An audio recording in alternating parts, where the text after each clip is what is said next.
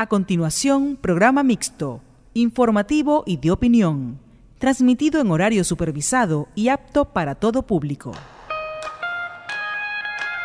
Ágora es un término griego que significa lugar de asamblea o reunión.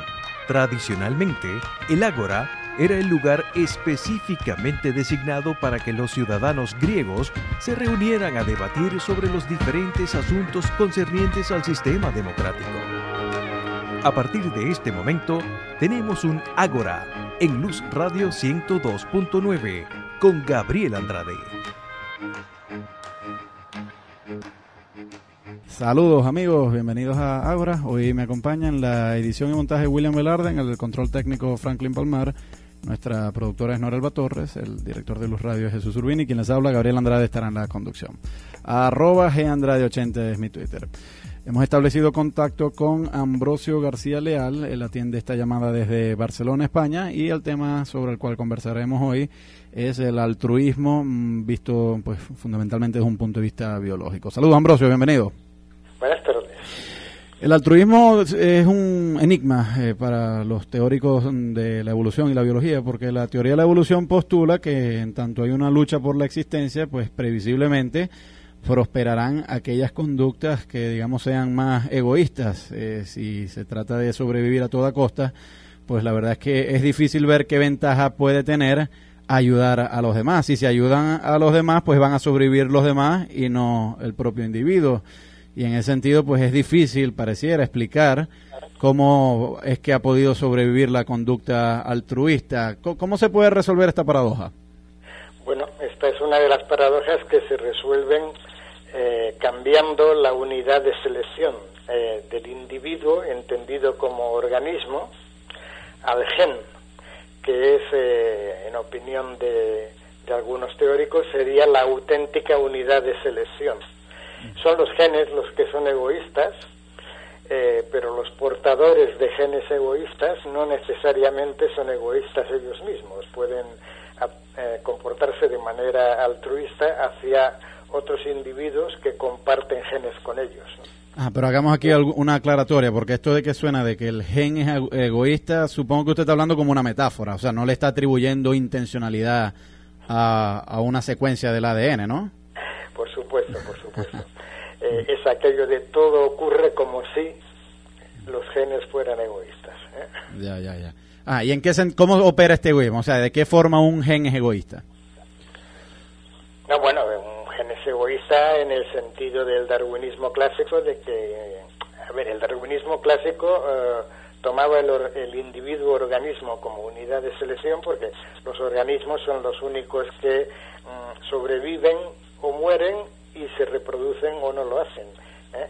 Por lo tanto era el único capaz de alguna manera de ser objeto de selección natural, ¿no?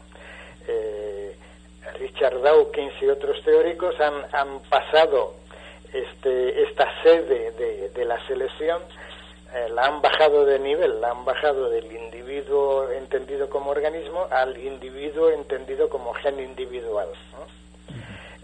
Solo en ese sentido es egoísta un gen, en el sentido de que los genes actúan, digamos, de alguna manera, crean organismos que son portadores suyos para su propia perpetuación. Claro, y en este contexto, pues entonces serían los parientes de quien exhibe la conducta altruista. Exacto. Porque llevan genes, pues los mismos genes que él lleva, o por lo menos una porción de los genes que él lleva. Sí, por ejemplo, en un hormiguero las obreras no se reproducen, pero sí perpetúan sus genes indirectamente a través de las reinas y los machos, que sí son reproductores. Claro. Ahora, ¿qué hay de la conducta altruista hacia aquellos individuos con los cuales no se comparte genes? Bueno, este sería el auténtico altruismo, según estos teóricos, ¿no? El altruismo que deriva de unos genes compartidos, según ellos, no sería auténtico altruismo, sino que en el fondo es una conducta egoísta de favorecer a los propios genes, ¿no? El altruismo hacia individuos no emparentados sí sería auténtico altruismo. Y según ellos, esto no puede evolucionar en realidad, o sea, sería algo muy muy especial y muy propio de nuestra especie, ¿no? Yo en eso, discrepo un poco, porque me parece que esta definición de altruismo es demasiado restrictiva, ¿no? Es como decir que el amor de una madre no es amor porque lo está invirtiendo en criar a sus hijos y por lo tanto en propagar sus propios genes. Pero bueno, no creo yo que, de hecho, ni siquiera ellos se atreven a decir esto, ¿no? En cambio, con el altruismo sí, me resulta curioso. Y aparte, hay otra cuestión, que es que aunque una conducta haya evolucionado con un sentido de propagación de genes, no tiene por qué siempre darse en este contexto. Por ejemplo, a mí me gusta mucho un ejemplo de las aves, que es el reconocimiento del compañero sexual, de con quién se han de emparejar cuando maduren sexualmente. Esto lo adquieren en la infancia a partir de una impronta de la imagen de la madre o del padre o de los que los cuidan, ¿no? Cuando el pollo es pequeño se queda con esta imagen y esta imagen le sirve después para buscar compañero sexual. Pero claro, es una impronta, por lo tanto no está codificada genéticamente, ¿no? La conducta altruista perfectamente podría haber evolucionado en un contexto de grupos familiares emparentados, con muchos genes compartidos, pero podría expresarse en otros contextos de grupos más artificiales, si quieres, o que históricamente, posteriormente, pues se han formado y que no tienen por qué implicar una compartición de genes estrecha, ¿no? Una unidad de clan, ¿no? Sí. Es decir, según lo entiendo entonces, que si yo como niño me crío desde niño, incluso desde que soy recién nacido, con otro niño que no es propiamente mi pariente biológico, pero en tanto estoy con él desde la infancia, pues su impronta ya queda en mi reconocimiento. La teoría de la evolución haría la predicción de que yo me mostraría más altruista hacia ese otro niño que hacia el resto de la gente. Bueno, a ver, esto no es teoría de la evolución, es psicología, lo que sí es cierto es que, por ejemplo, cuando niños y niñas se crían desde pequeños, como si fueran hermanos, sí, se sabe que después de adultos tienden a comportarse como hermanos, o sea, no se emparejan entre ellos, no se casan, ¿no? Esto se ha visto en algunas comunidades como los kibbutz israelíes, donde se ha visto que estas personas que han compartido infancia después se comportan entre ellos como hermanos, se quieren pero no de una manera sexual, por decirlo así. Claro. Y en lo que yo estoy sugiriendo es que el altruismo puede evolucionar en un contexto de selección de genes compartidos, pero luego puede expresarse, estoy hipotetizando, si fuese un tipo de conducta de este tipo que depende de una impronta, ¿no?, de aquellos individuos con los que tú te has criado o que has hecho vida en común, pues podría uno comportarse de manera altruista aunque no comparta genes con esas personas. Claro, pero ¿qué hay de aquí? Quiero decir que una cosa no excluye la otra, ¿no? Claro. Pero ¿qué hay de aquellos individuos que reciben nuestras acciones altruistas y no son nuestros parientes biológicos y no nos criamos con ellos desde niños? Y de eso hay mucho. O sea, si usted y yo, por ejemplo, nos hacemos amigos desde ahora, yo seguramente voy a ser muy amable con usted va a ser muy amable conmigo, yo le voy a invitar a un café, usted luego me va a invitar a otro. ¿Por qué ocurre eso si usted ni es mi hermano, ni es mi padre, ni nos criamos juntos? Bueno, pues porque seguramente este tipo de relaciones evolucionó en grupos que sí compartían muchos genes, ¿no? Y seguimos teniendo estas tendencias a formar lazos sociales, porque de una manera cultural nuestro concepto de grupo es más amplio, nuestro concepto de allegados modernamente ya no se restringe a los parientes más o menos cercanos. Y también hay otra forma de altruismo, que los teóricos también dudan de que sea altruismo auténtico en este sentido, totalmente desconectado de los genes, que es el altruismo recíproco, que se llama. En este tipo de altruismo es aquello del hoy por ti, mañana por mí, ¿no? Prestamos ayuda a otros con la esperanza de que en el futuro este otro que ha contraído una deuda, por decirlo así, con nosotros, nos ayudará también si lo necesitamos.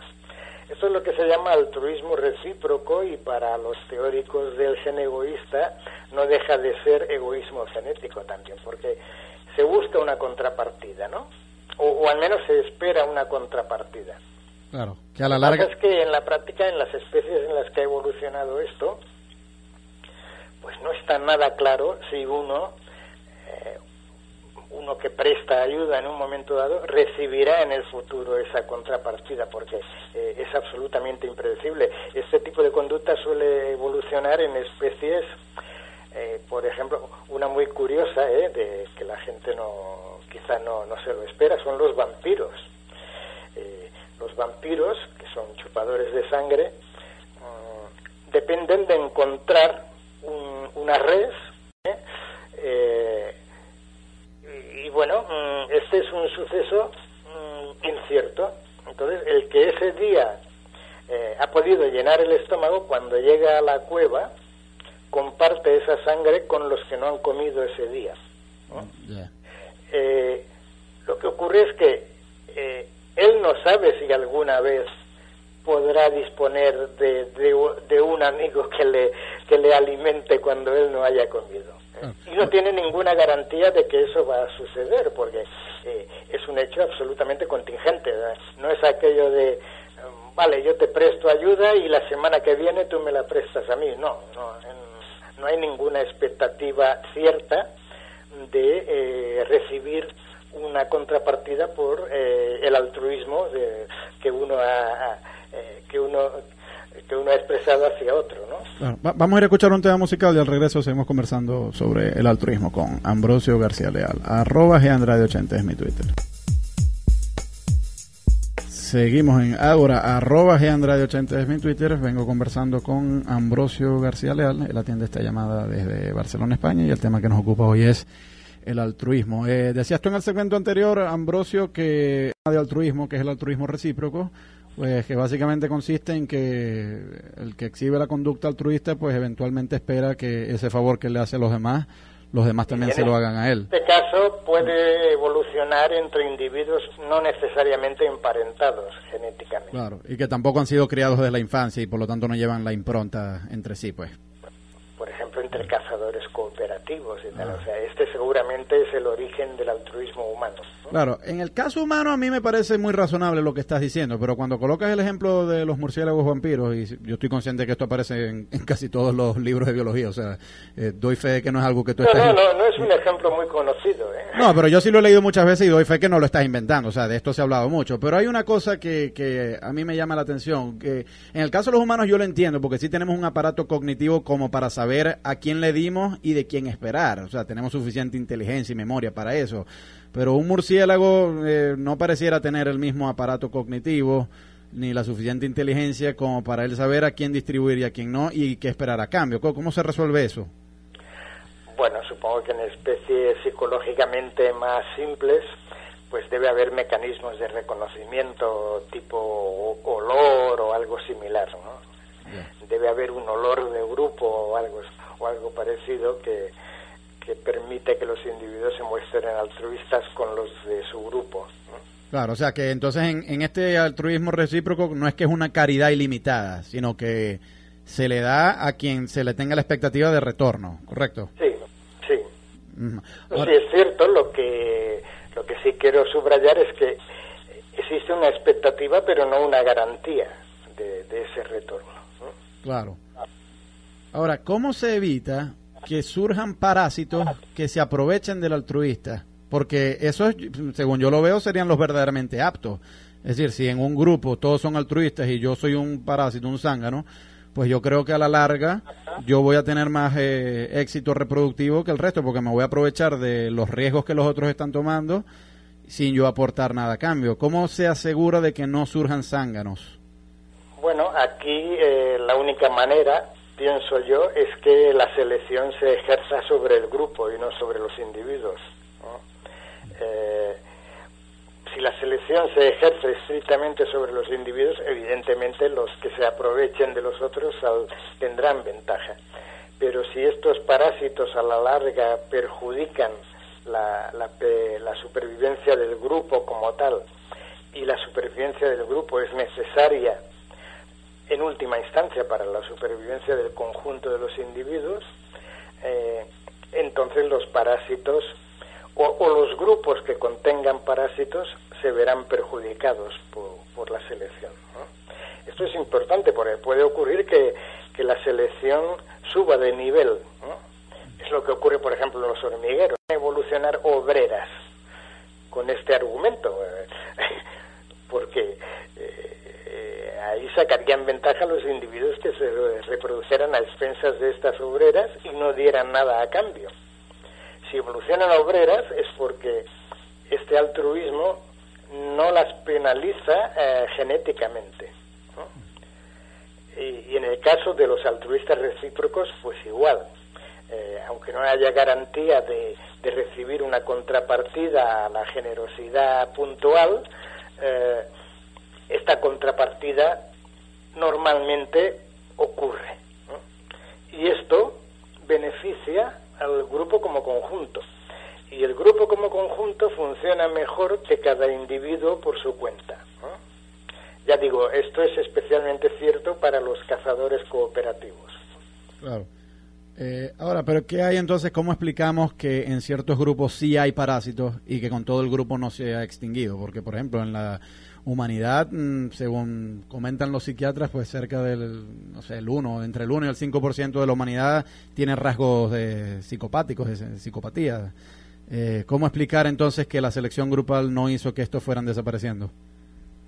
Bueno, igual son como diría yo, un remanente que se mantiene porque la selección no es lo bastante intensa, ¿no? También podría ser que nuestra especie fuese ¿cómo se llama eso? Un polimorfismo, o sea, que hubiese individuos con una tendencia más egoísta que otros y que en unas ocasiones, en unas coyunturas, el egoísta a veces sale más beneficiado que el menos egoísta y en otras al revés, de manera que ambas estrategias se van manteniendo de una manera, en una especie de equilibrio dinámico, ¿no? En cualquier caso, no está claro que el egoísta siempre salga ganando, ni mucho menos. O sea que el egoísmo a ultranza, sobre todo en un tipo de sociedad, de comunidad que ha evolucionado por selección natural, o sea que la selección natural ha favorecido este tipo de generosidad, probablemente la selección natural también habrá favorecido ciertos tipos de castigo para los individuos que son demasiado egoístas dentro del grupo, ¿no? Claro, la cultura popular nos inunda con historias de gente que hace el bien y eventualmente recibe el bien, o sea, y incluso ve con malos ojos si se presentan películas o historietas donde los criminales al final salen ganando. Pero tú dirías que no hay garantía de eso. Bueno, yo creo que la moral es una racionalización de algo que ya está en nuestra genética, está incluso en los chimpancés, ¿no? Como viene diciendo primatólogos como Franz de Waal y otros. Lo que ocurre es que en nuestra especie ha ocurrido algo muy particular, que es que los grupos humanos se han hecho muy numerosos y cada vez contienen linajes más variados, que forman parte del mismo grupo. Con lo cual, esta generosidad que evolucionó en un contexto de linajes compartidos, y aunque no sea un parentesco familiar directo, sí lo es lejano, ¿no? O de clan, en un contexto así, donde uno con frecuencia tiene que tratar con extraños, quizás sí sea necesario reforzar esta generosidad natural, esta tendencia natural a ayudar a los otros con una moral que lo refuerce, ¿no? Y que evite que algunos saquen tajada de otros, ¿no? Claro. Ahora, ¿qué hay de aquella? Ya esto más o menos lo has respondido, pero quisiera que volvamos un momento a este asunto, porque es un asunto que muchas veces me encuentro con gente debatiendo. ¿Qué hay de aquellos casos donde yo extiendo mi altruismo a un total desconocido y de quien no espero que me devuelva el favor? Un mendigo en la calle, a quien seguramente yo más nunca voy a volver a ver, o un enemigo en una guerra que sufre una herida y pues yo arriesgo mi vida para salvarlo, aún siendo mi enemigo. O sea, ¿cómo explicar eso? Bueno, a ver, antes te he adelantado algo, ¿no? Con la idea esta de que podemos ser altruistas y generosos por naturaleza, y que esta tendencia altruista y generosa haya evolucionado en un contexto de genes compartidos, y que luego se pueda expresar fuera de ese contexto. Yo prefiero, en cualquier caso yo veo que nuestro altruismo no es exclusivamente cultural. Quizás es lo que quiero subrayar. Aunque lo sea en grado sumo, sobre todo cuando en ejemplos como los que tú me pones, ¿no? Ante absolutos extraños o incluso ante enemigos, esto quizás sí es algo que es producto de la educación recibida, pero yo creo que tiene una base genética. Bueno, vamos a ir a escuchar un tema. Si quisiera que me elaboraras un poco más de, bueno, cómo pudo haber sobrevivido el gen que codifica la ayuda a total desconocidos y sin esperanza de nada a cambio. @Gandrade80 es mi Twitter. Ya regresamos. Seguimos en Ágora, @Gandrade80 es mi Twitter. Hoy converso con Ambrosio García Leal. Él atiende esta llamada desde Barcelona, España. El tema que nos ocupa hoy es el altruismo.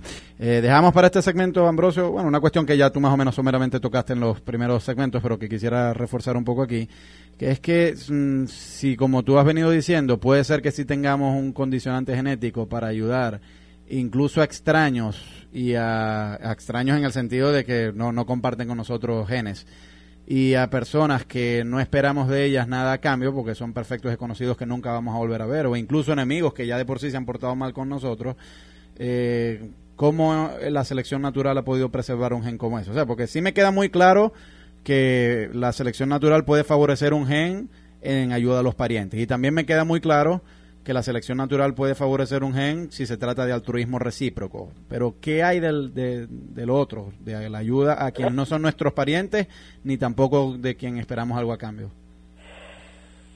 A ver, no esperamos algo a cambio conscientemente, pero esta conducta sí puede haber evolucionado como un altruismo recíproco. O sea, si todos los individuos se comportan de esta manera, sí, esta conducta en un momento dado puede favorecer a un completo extraño, pero también puede hacer que un completo extraño nos ayude en un momento dado, si es portador de los mismos genes, ¿no?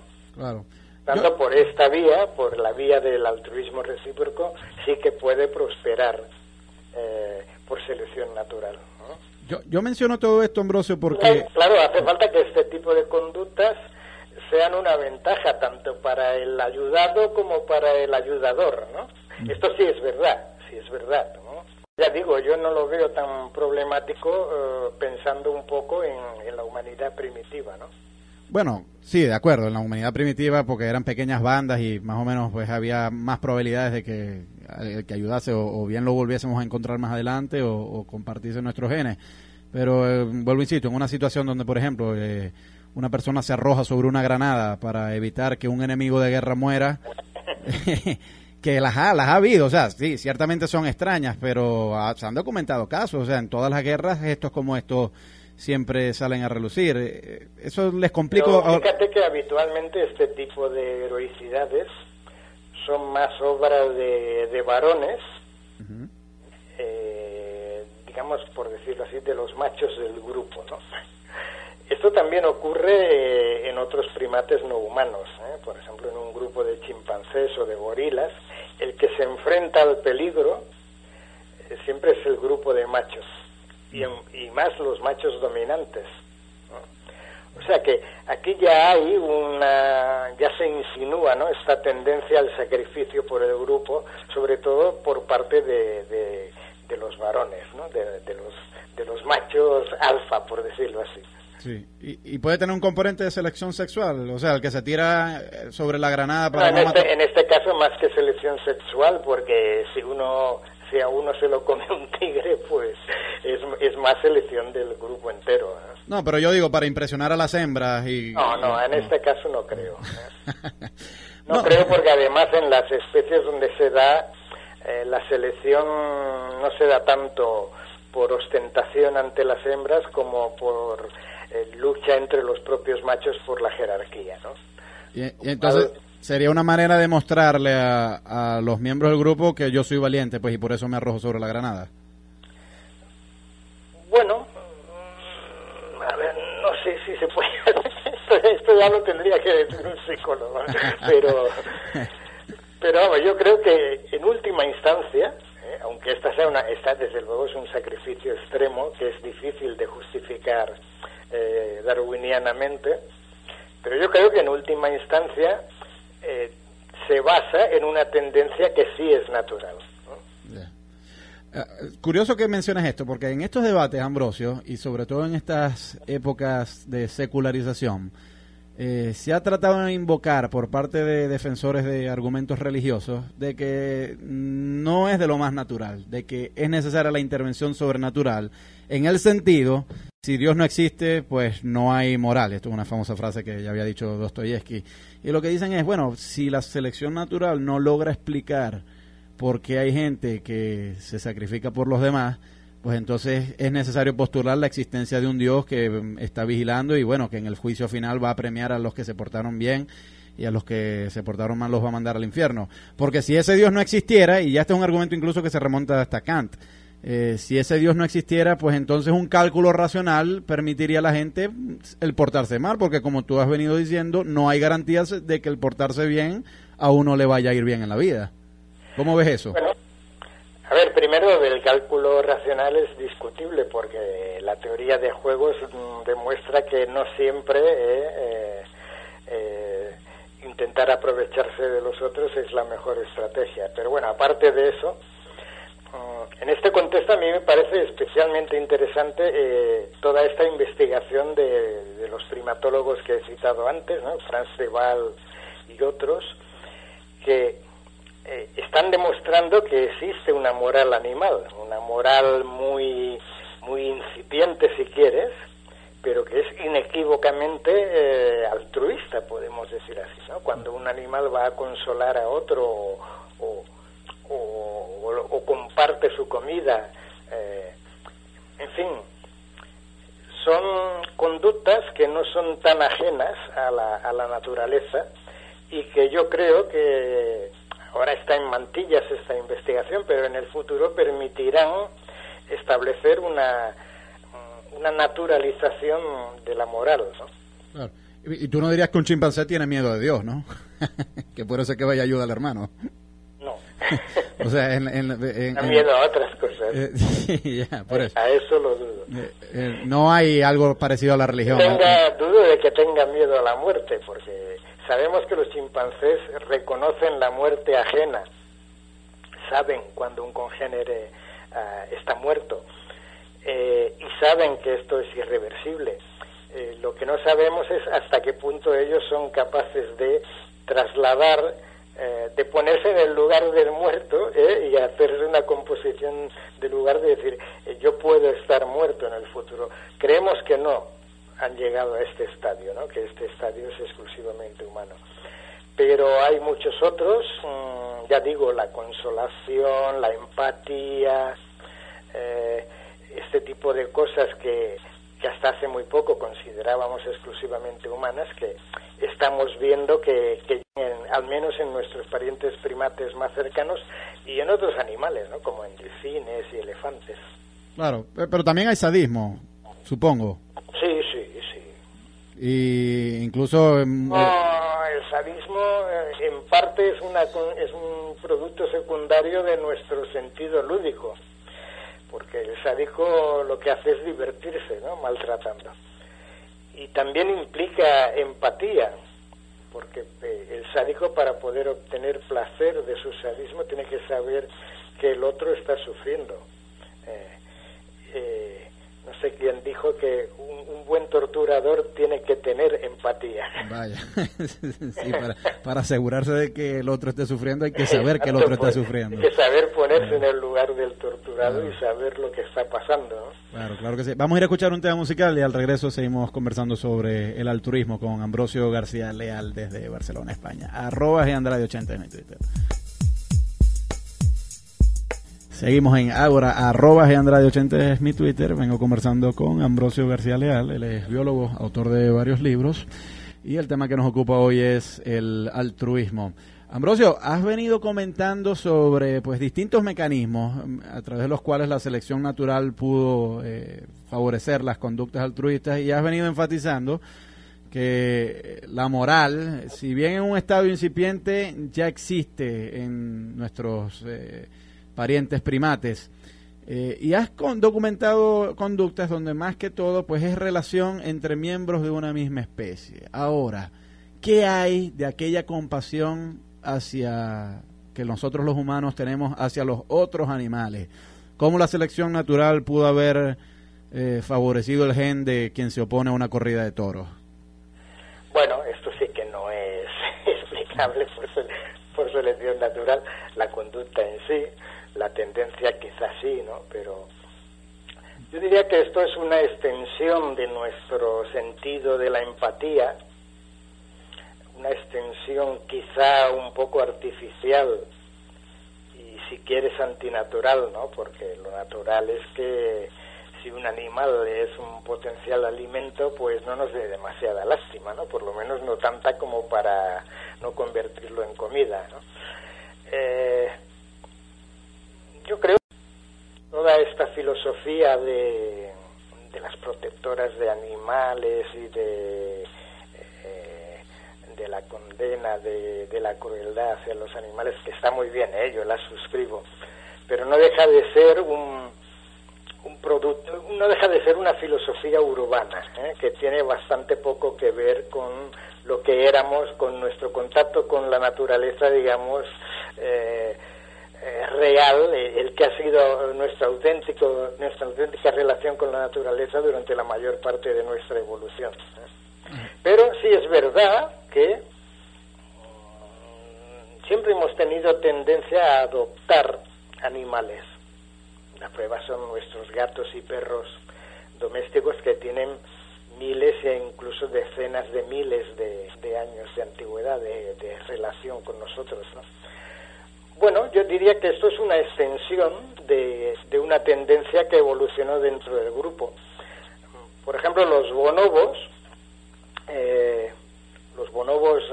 juveniles a veces roban crías de otros monos y las mantienen como mascotas y las cuidan y tal, como si fueran muñecas vivas. Esto es muy humano, pero un bonobo en principio no es un ser humano, es un primate, pero ya observamos una cierta similitud en lo que vemos nosotros. Ahora, son conductas que yo considero que son productos secundarios, no son adaptativas, una expresión de tendencias genéticas, pero que en sí mismas no son adaptativas, son epifenómenos. Claro. ¿Y por qué apoyas o por qué te opones al maltrato animal? Que esto pareciera una pregunta de perogrullo, ¿no? O sea, es muy evidente, pero cuando yo le hago esta pregunta a defensores animales, y yo también soy un defensor de animales, a veces me encuentro cierta dificultad en responder, porque si la evolución nos programó para no tener compasión, sino más bien comernos a los animales, y si hay que infligir sufrimiento, pues así tiene que ser, a cuenta de que haces un reverso de esa tendencia que nos impuso la evolución. Yo creo que es una filosofía que, sin llevarla demasiado al extremo, pues contribuye a la preservación de la naturaleza y de la biodiversidad, y en este sentido es buena, por decirlo así, sí es fácil pasar de la sensibilidad a la sensiblería, ¿no? Y es algo que yo intento evitar. Yo, por ejemplo, vegetariano no soy y creo que no hace falta, no hace falta para amar a los animales hacerse vegetariano. Sí, pero tú dices preservar la biodiversidad, de acuerdo, pero voy a aquí tocar el tema de la tauromaquia. Tú estando en Cataluña, supongo que esto será un tema bastante caliente allá. Aquí en Hispanoamérica también es. El toro de Lidia no está en peligro de extinción. Entonces, ¿cuál es el problema en matarlo? Si desaparece la tauromaquia, sí. Realmente, a ver, a mí los toros no me gustan, pero sí me gustan, no me gustan las corridas de toros, pero sí me gustan los toros, ¿no? Y sería una pena que desaparecieran. Por eso, pero entonces, si es difícil que los toros sigan existiendo si desaparece la tauromaquia, ¿no? O sea, es un debate, yo personalmente no lo tengo resuelto, no es algo en lo que tenga una opinión formada y definida, ¿no? Vale. No suelo entrar, ¿no? Claro, bueno, no, tampoco te voy a presionar para que hablemos de eso entonces. No, pero quiero decir que no tengo inconveniente en admitir que es un tema problemático y que yo personalmente no tengo resuelto, no sé a qué atenerme, ¿no? Claro, bueno, no, la dificultad que yo veo en este argumento es que si decimos que favorecemos los derechos a los animales para preservar la biodiversidad, pues entonces si lo que queremos preservar la biodiversidad, pareciera que hay que continuar la tauromaquia, porque si la tauromaquia desaparece, el toro de Lidia también va a desaparecer. Mira, yo no tengo claro, a ver, a mí no me gusta la tauromaquia no tanto por el sufrimiento que se le inflige al toro, como porque es un espectáculo que se basa, la emoción se consigue por la expectativa de la tragedia, ¿no? Claro. No, y yo supongo además que pues hay argumentos... Esto éticamente es discutible. Claro. Y ya que estamos en ética, Ambrosio, no sé si aquí puedes dar una opinión como naturalista o quizás quieras entrar en el terreno ético, pero ¿hasta qué punto el altruismo entre seres humanos puede convertirse en un problema? O sea, ¿cuándo no es sano ser altruista? Bueno, pues por ejemplo...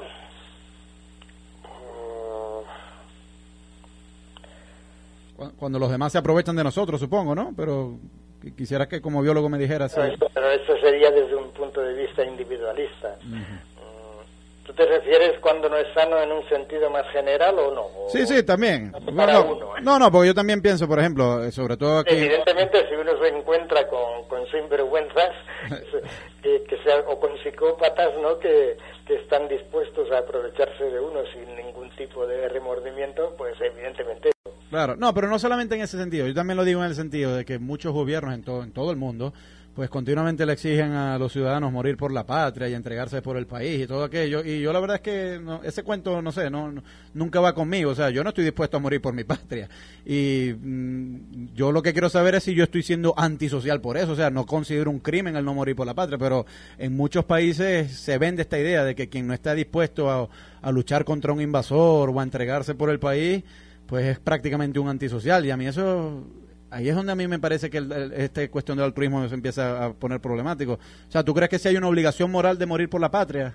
No, yo lo que tengo claro es que el altruismo, tanto el biológico como el cultural, se mantienen por selección de grupo, y por lo tanto, este altruismo patriótico también es un producto de la lucha entre grupos. Estamos dispuestos a morir por la patria, siempre es contra otra patria, ¿no? Claro. Entonces, bueno, si uno cuestiona esto, si uno cuestiona la guerra desde una perspectiva más individualista, bien entendida, no como un sacrificio destructivo no solo para nosotros, sino para los otros grupos, si uno es partidario de luchar más por una paz universal que por imponer la propia cultura o la propia raza, ¿no? Por decirlo así, pues entonces yo creo que puede ser éticamente mejor no ser tan altruista en este sentido de patriotismo a toda costa, que ser un poco más individualista y buscar lo mejor tanto para el grupo como para los componentes del grupo, ¿no? Ambrosio, muy agradecido por haber recibido esta llamada. Muy bien, gracias a vosotros. Gracias a William Velarde, que estuvo en la edición y montaje, Franklin Palmar en el control técnico, Norelba Torres es nuestra productora, Jesús Urbina es el director de Luz Radio y quien les habla, Gabriel Andrade, estuvo en la conducción. @GAndrade80 es mi Twitter.